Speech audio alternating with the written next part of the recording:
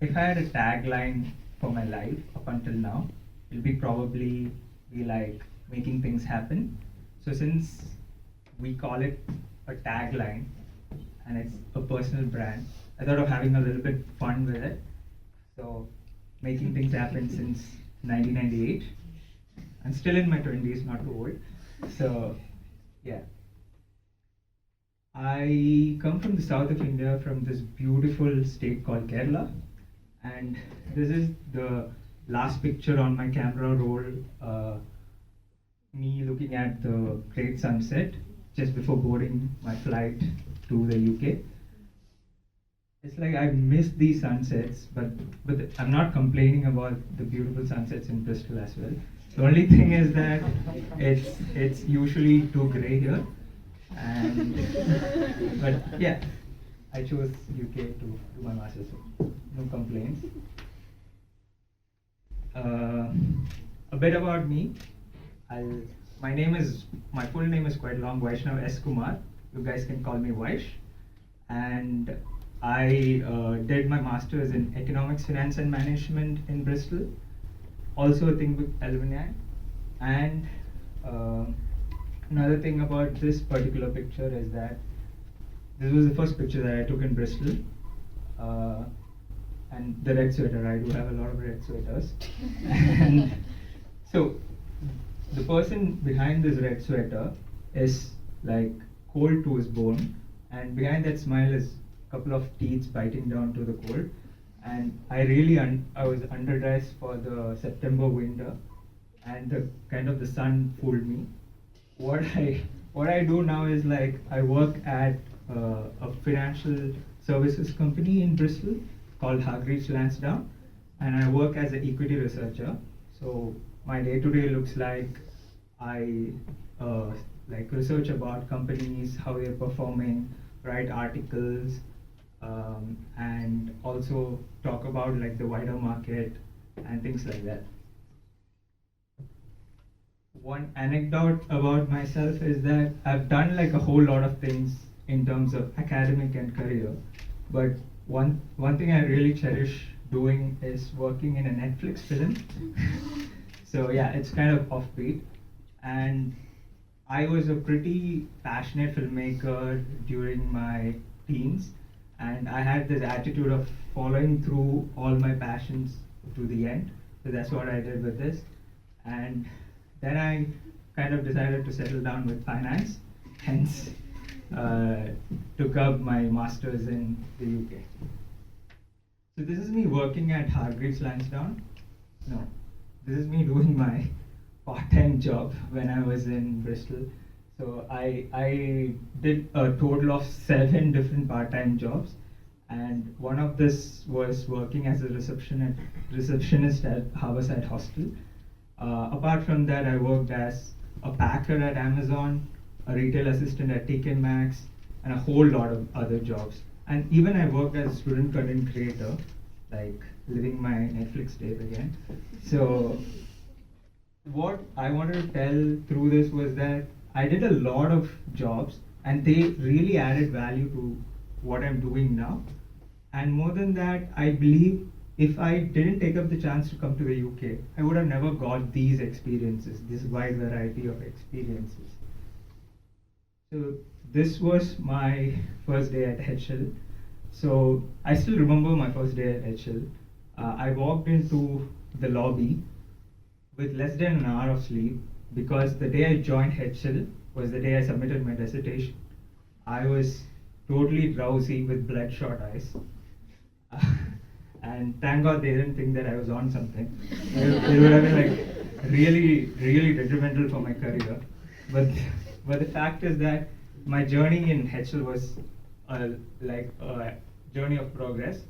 To get like more context on it, before I came to HL or before I moved to the UK, I worked in a British multinational bank back in India for over 3 years. And when I left that job in India, I was like already in a pretty senior position.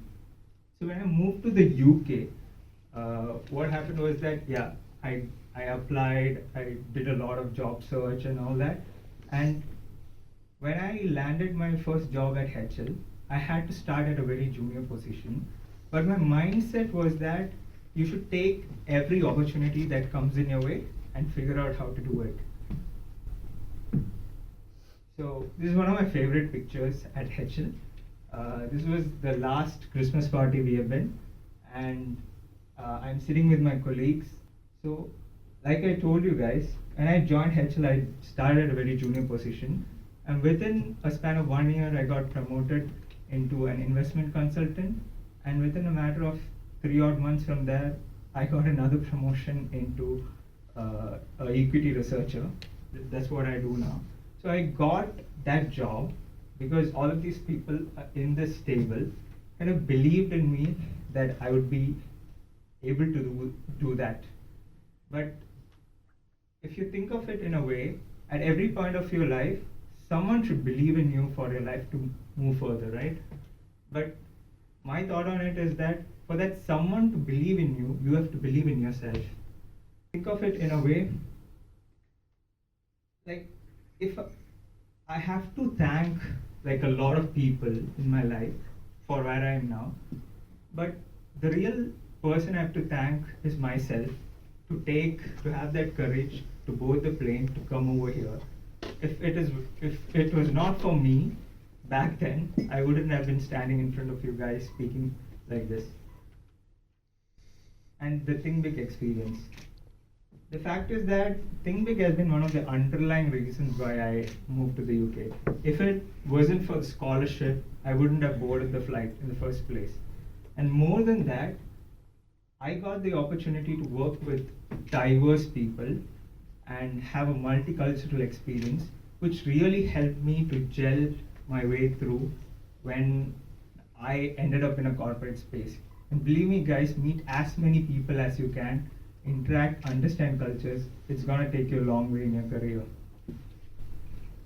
And the final piece of advice that I have to give all of you guys is that we often don't rise to the level of our goals, we fall to the level of our systems.